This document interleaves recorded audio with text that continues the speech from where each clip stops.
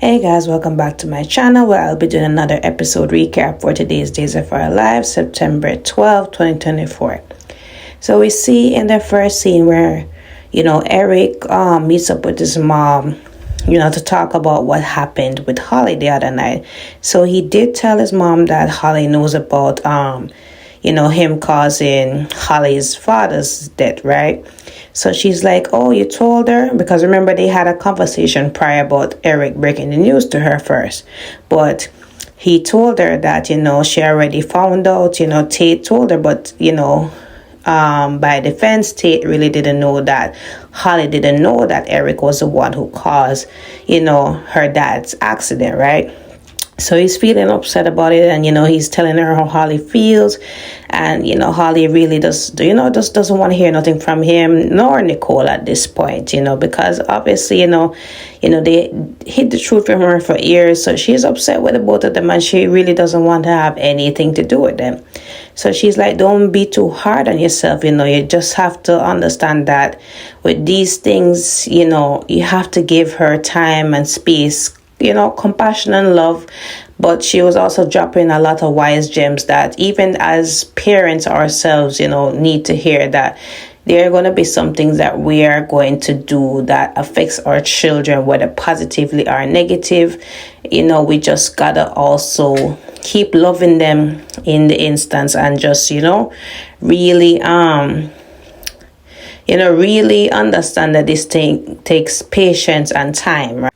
So they also talk about Brady, and he's happy that Brady's out, but he knows that Brady's torturing himself, because he believes that he belongs behind bars, and he wants to atone for what he did, and he of all persons understand, and he's just wanting to be there for Brady and offer any other ways that he can really atone for it, right? So we see Xander and Sarah, right? Because they're getting ready to go to the appointment with Marlena to see if Sarah can remember if it was really Brady behind the wheel or not, right? So of course, Xander wants that, to happen so that, Brady can pay for what he did. But, Sarah is having second thoughts. She just really wants to remember, she just really wants some closure, really not, nothing for revenge or anything. So at this point, Xander leaves her, and, he gets the car ready, right? They also did throw their daughter a birthday party, and they were talking about that as well. And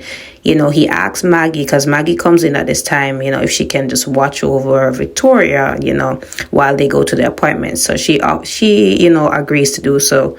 And Xander walks out, and it leaves Maggie and Sarah to talk. So Maggie's like, I understand Xander's motive in this appointment, but how are you feeling? Like, or do you feel the same?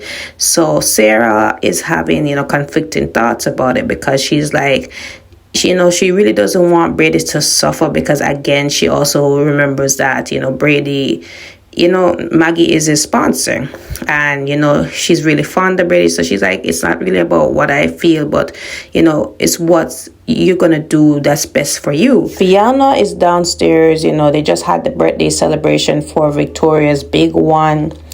So, she's just there talking, again, confessing to this, portrait of a dead man, like they all do. And she's saying, listen, like, I could even enjoy myself at the birthday party, because all I could think about is, like, if Sarah is going to remember anything at, the appointment. And, I am just glad I didn't go through with smothering Sarah the other day, and letting Brady take the fall. So at this point, Brady comes in, right? So again, as usual, we think they really overhear the conversations, but I guess 50% of the time they really don't. So they come in when they finish confessing, right? So she's like, Brady, what are you doing here? So he's like, I'm here to see Sarah. I need to, make things right. Apologize to her. So she's like, are you out of your mind? Like, you really want Xander to see you, like, and Sarah is going through a lot. She's emotional emotionally fragile. Do you think that would be the right time for this all? But he's like, he's feeling guilty and he's not feeling so good. So, he really wants to at least try to make amends. So, he said that, he's not going to tell Sarah about them being together or even Xander because of how things are. And she's like, good. And he's also going to, leave her name out of the fact that she was there on the night of the accident, right? So at this point, she's like, listen, Xander, you need to go on because like Xander could come in at any time. So we see Kristen looking at the headline on her tablet that Brady's charges has been dropped, much to her, excitement and all that. So EJ comes in and she's like, I guess your charges against Brady, they have been dropped. So he's like, that's because we really didn't have much evidence. That's why, the case had to be dropped. But, I couldn't help but understand that, you had something to do with his car not being at, the scene of the accident and all that, right? So she's like, what are you talking about? So he's like, I couldn't help overhear an officer tell me that, Brady was speaking to his father about you having the car being, taken care of, right? So she's like, that hearsay is not really admissible in court and all that. So I'm not even worried about that, right? So anyways, he's like, listen, I can make this go away because, listen, you have a lot to lose. You have that job at the Mirror and you have Rachel to think about. And you don't really want to be thinking about that while you're in your home away from home at Statesville. So anyways, Kristen is not fazed by it because, again, she's like, hearsay has no hold up in court. And in my experience from being from courtroom to courtroom, it's inadmissible. So I'm not really too worried about that. So anyways, EJ is like, listen, I don't know why, and we asked this too, I don't know why you would give up everything. You would risk everything for a man that tosses you aside every time. And I'm like, I don't know. She's just really loyal to Brady, and Brady does not treat her the best. Like, she needs to move forward. But Kristen is, as EJ says, still in love with him because clearly, like, what other reason would she want to get rid of, incriminating evidence? But anyway, she did not take up EJ on his deal and, she just walks out, right?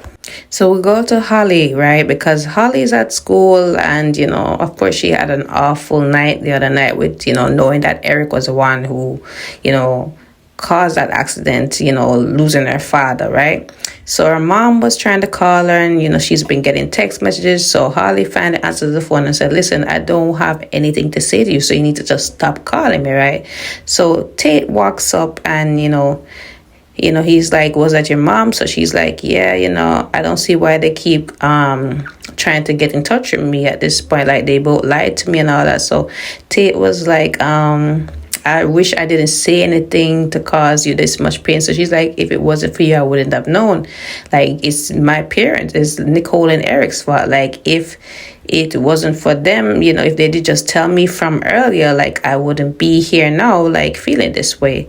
So at this point, he's like, I wanted to check up on you yesterday, but, given what you're going through, I really don't, was wondering if it was a good idea. So she's like, I was thinking about calling you too. And then she's like, why you didn't call me? So he's like, I'm sorry, I was busy, wrapped up with my dad coming home. So she's like, your dad's home? And he's like, yeah, they didn't have much to keep the charges against him, so they let him free.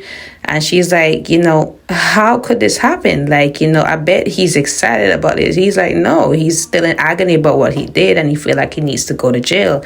And she's like, this is just absurd. Like, I can't believe this is happening. So he's like, are you really angry at what my dad did and all that, or are you really still angry about what Eric did? So she's like, listen, don't tell me how to feel. So the period for class started, and he's like, I need to get to class. So she's like, I'm missing that period. So she went wherever she went because Tate didn't know where she went to. So we head back to the Kiriakis mansion with Fiona, Brady, and then Xander shows up, right? Xander's like, what you doing here? So Brady says that he just wants to say sorry to Sarah. He's like, are you crazy? Like, I'm not letting you nowhere near my wife after what you did. Like, you should be rotting somewhere.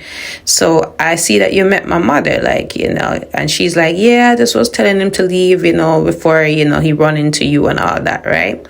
So anyways, Brady's saying, I understand what you're saying. I just really needed to at least try to make amends with Sarah, right? So at this point, Sarah and Maggie come in. So Brady is tearfully apologizing to, Sarah and Maggie for his, just his actions. And he's like, I know I'm not expecting you to forgive me, especially after what I have done, but I am remorseful, I am disgusted, I'm ashamed of what I did. Like, I was going through a rough time and I, made a terrible decision to get behind the wheel. And, just the fact that I left you for dead, like, I really feel embarrassed and ashamed. And, Maggie did understand his apology and, felt it was genuine, but she also was just, she was disappointed that he didn't reach out to her as a sponsor and all that. And he said, I'm sorry about that. You've always been good to me as my sponsor and all that. So, she accepts it and just wants to move forward. So Brady asks Sarah, I take it you don't really want to say anything. So Sarah's still silent, but she's hearing everything he's saying. So at this point, Xander is like, you said what you want to say, now get out of my house. So they leave and Fiona heads, to the hospital along with them. And I guess Maggie's staying there to watch over the baby. And Brady's just there, tearing up. So we go back to the school where Eric is over there. He's looking for Holly, asks Tate where he is. So Tate is like, I don't think you're the person that she really wants to see right now. And for anything, she's not only just mad at what you and Nicole did, but also what my dad did, so I really don't know where she went because she didn't come for last period, right? So we find out that Holly is at the police station in EJ's office, right? So EJ's like, Holly, what can I do for you? So she's like,